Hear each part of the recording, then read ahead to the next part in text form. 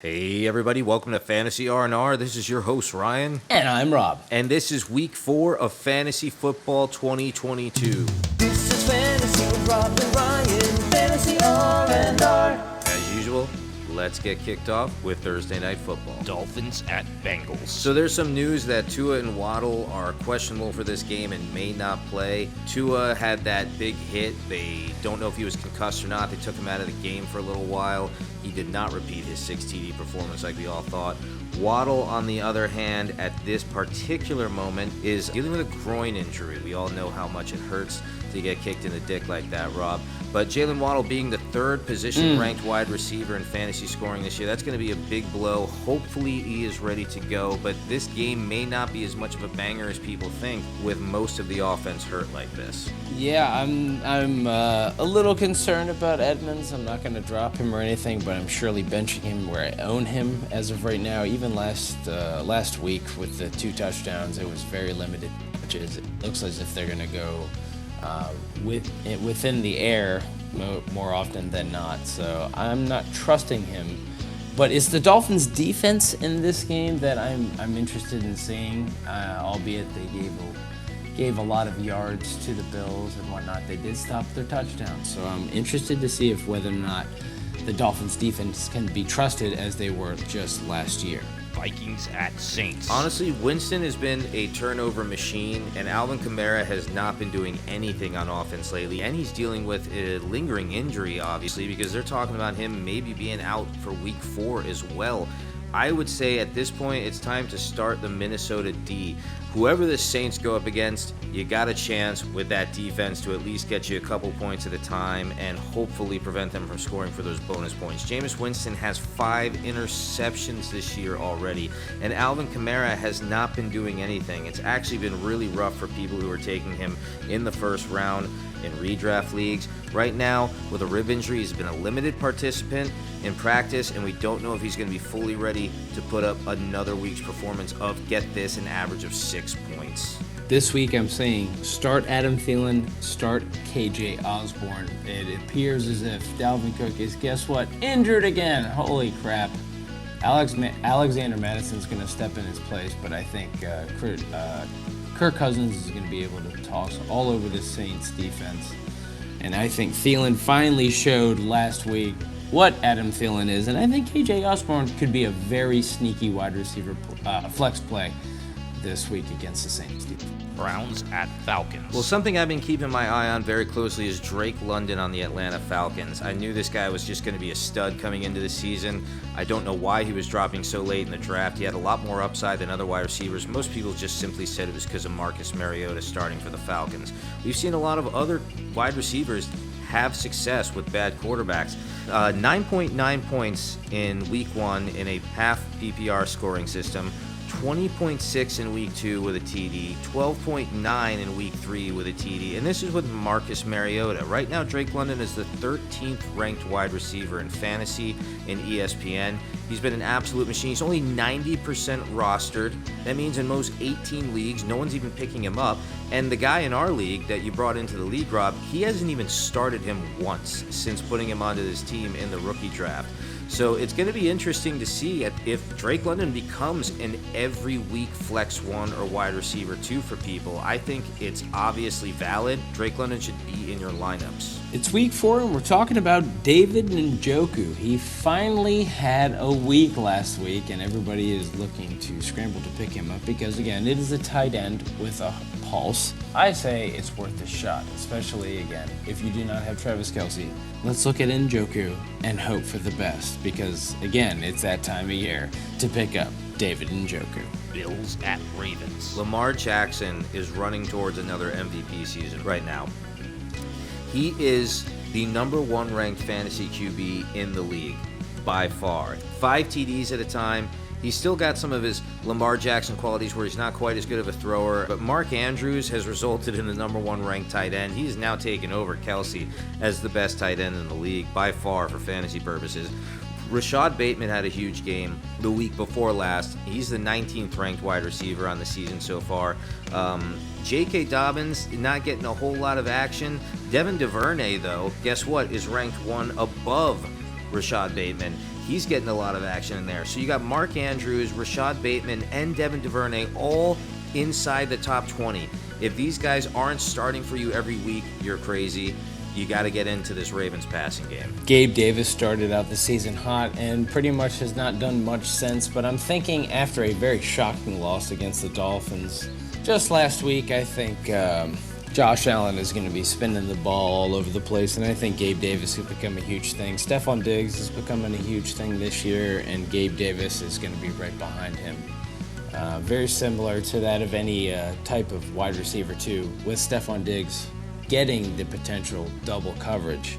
I'm looking at Gabe Davis this week. Don't be fooled by last week's more or less dud. Commanders at Cowboys. Brian Robinson Jr. is almost on track to return. You need to stash this guy now. This is your last play. He is on a lot of waivers in both ESPN and Yahoo. He was supposed to kind of be the number one back for the Commanders, and Antonio Gibson was supposed to be in a timeshare or take a little bit of a back seat this season. They thought that Brian Robinson Jr. is a little more talented. Obviously, he got shot in the offseason, and that put a damper on things. But Antonio Gibson, for all the purpose he had getting a late draft on him for redraft leagues, at this point, Brian Robinson is going to be the guy you're going to stash for the long-term future. If you're in franchise or dynasty leagues, you want to get him onto your benches right now to see how this plays out in Washington. Shots fired. I'm looking at the Cowboys defense here. Is it legit? I'm thinking it quite possibly can be. Is the Giants that bad? Have I remembered any worse of a Monday Night Football game? No. Horrific. But the Dallas defense, when it rushes, tends to create havoc. They tend to do great things, and I believe where I had them in one league, they scored 18 points. They could continue doing so this week at Las Vegas. I don't think Derek Carr is that good. I don't know if that's a hot take or not. I'm playing the Cowboys D anywhere I can in week 4. Seahawks at Lions. Jared Goff is a viable streaming option from here on out. He's kind of the Kirk Cousins of last year, if you will. He's actually inside the top 10 for fantasy quarterbacks right now, averaging about 18.2 points a game in our scoring system. So, I mean, when you factor all that in, that the fact he's got over 250 yards pretty much on average in every week, he's got 7 TDs and only 2 turnovers, no fumbles included. Jared Goff is a definite viable streaming option and DFS option going up against the Seahawks D, which hasn't been complete in years. If you picked up Jamal Williams, you're a lucky son of a gun this week. Seems as if Swift's going to be out and Jamal Williams is going to feast. Congratulations, you're going to have a running back that is going to get a lion's share of the touches. So enjoy it this week, Jamal Williams. Owners, week 4, 2022 fantasy football. Chargers at Texans. The Chargers are the biggest disappointment of the fantasy season for me at the moment. Like I said, as of right now, Justin Herbert may still be dealing with an injury, and he's not going to be 100%. Keenan Allen is also questionable to return this week. Signs are pointing that, he's, kind of trending in the right direction, but it was a limited practice.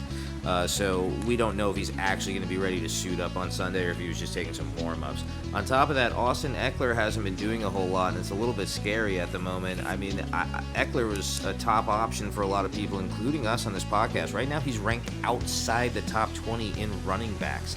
It's a little bit concerning right now.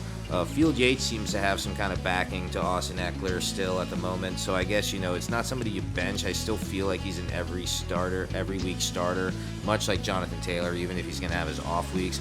But it is concerning that the Chargers can't seem to get anything going. I'm starting to see a pattern here with Joshua Palmer. I think even with Keenan Allen's injury, even if he comes back, I think Joshua Palmer could be an interesting flex for this week. Titans at Colts. Okay, at this point, I'd say you can go ahead and drop the Colts. I was dead wrong about that defense. I thought they'd be a lot more effective this year given their schedule.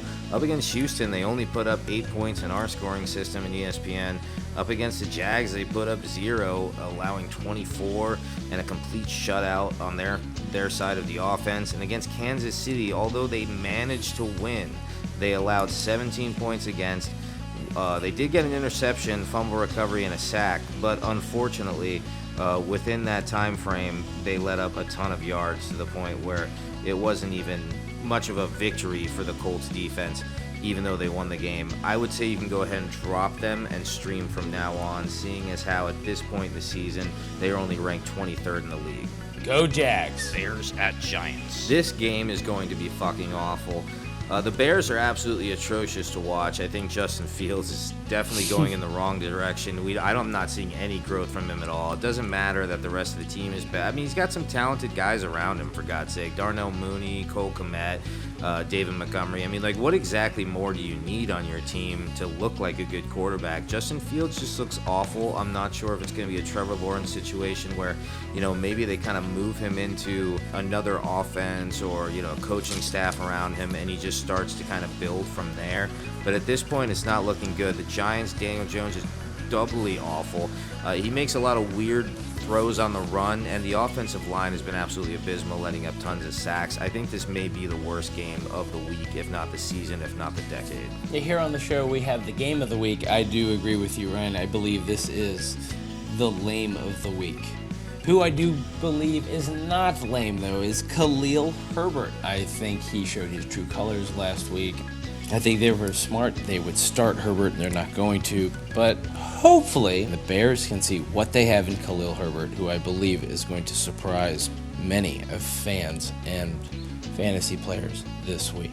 Jaguars at Eagles. All right, looking at my ESPN roster, if Rob eventually helps me decide on somebody I can drop, I'll call his bluff and I will roster the Jags D, which seems to be on the rise. However, I'm not doing it this week against the Philadelphia Eagles. I think Jalen Hurts is finally living up to what I expected him to be, a 30-plus TD fantasy quarterback that can get you passing yards and rushing yards. And that's the best thing about it, is you can get some of your bonus points from going over 300 yards passing. You can get some of your bonus points for going over 100 yards rushing.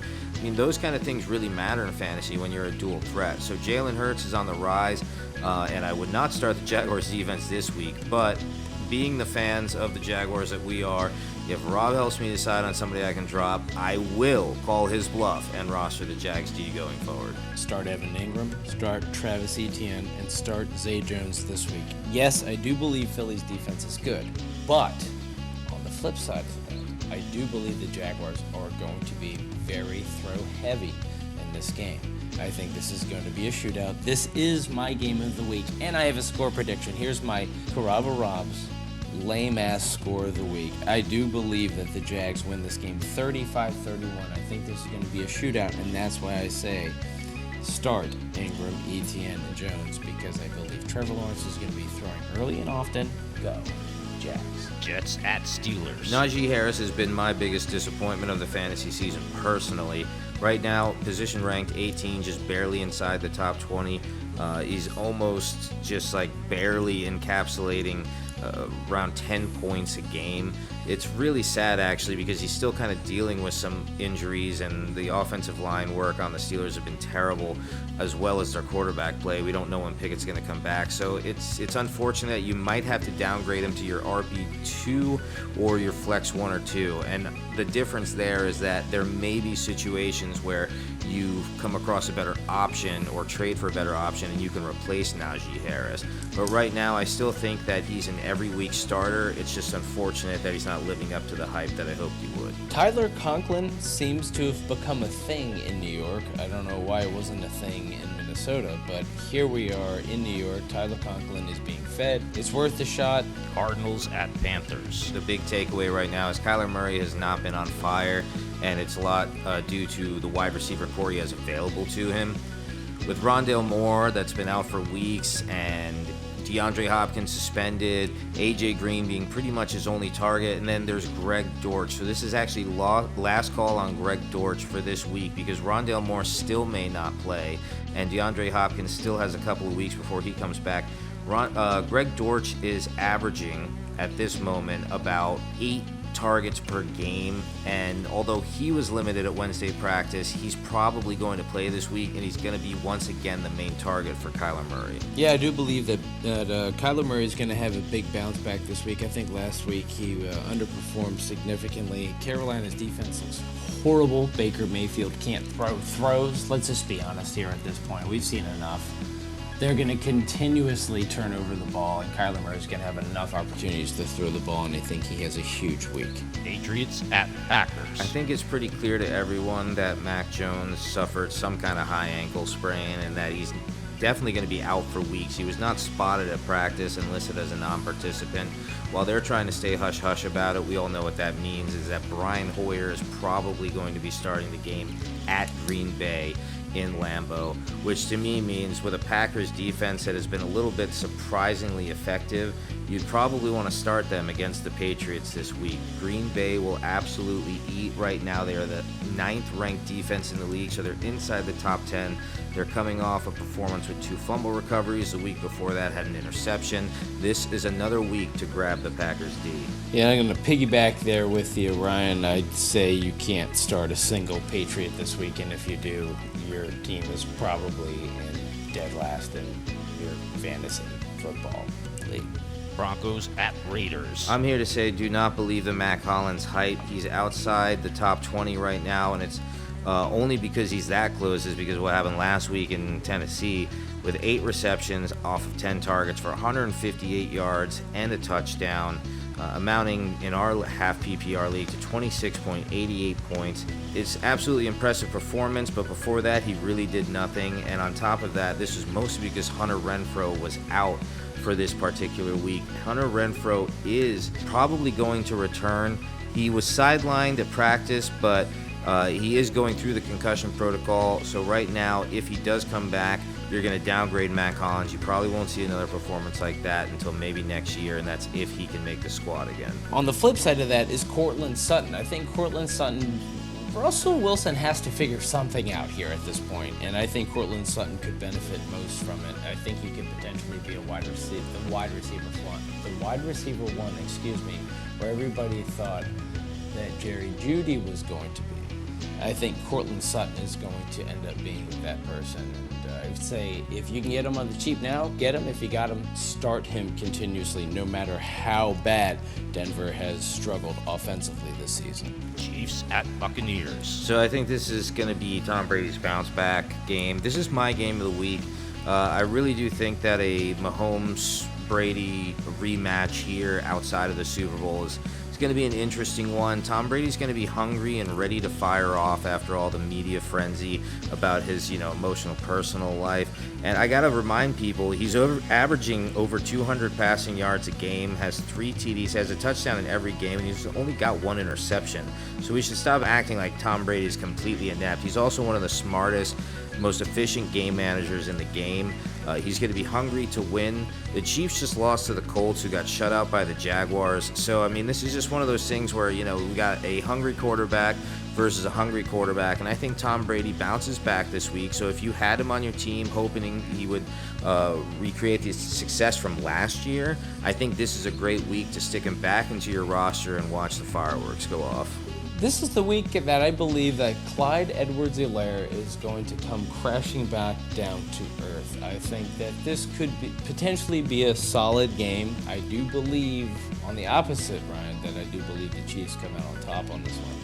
But I believe that CEH is not as good as advertised as we speak. And I think this is the week that you're not supposed to start him, and I think he's going to disappoint across the fantasy landscape. Rams at 49ers. So I'm going to be benching Cam Akers this week. I do not trust this situation at all. It's even more unclear than it was the previous 2 weeks in Buffalo and Atlanta. Cam Akers did manage to scamper for a 14-yard TD run, but unfortunately late in the game he went for a goal line carry and fumbled the ball and lost it, which is always a direct route to the bench. He's been taking a backseat to Darrell Henderson for most of the season, so at this point I'm interested to see what happens in San Francisco when Akers and Henderson have to timeshare again. I would be benching Akers and just playing this out. Make sure you treat him like a flex too. I'm playing devil's advocate here. I say Cam Akers turned a corner, and I say week 4 is the start of Cam Akers SZN, as you could say. I think Cam Akers is going to end up becoming a thing. I think Darrell Henderson is nothing more than an afterthought going forward. I think he even just had 4 touches last week, And I think Cam Akers essentially becomes the cowbell in what is essentially a more heavy thrown offense in LA, but I still believe that Cam Akers is going to become a thing come week 4. And that's going to do it for our Week 4 preview. Once again, this is Rob and Ryan with Fantasy R&R. We'll see you next time.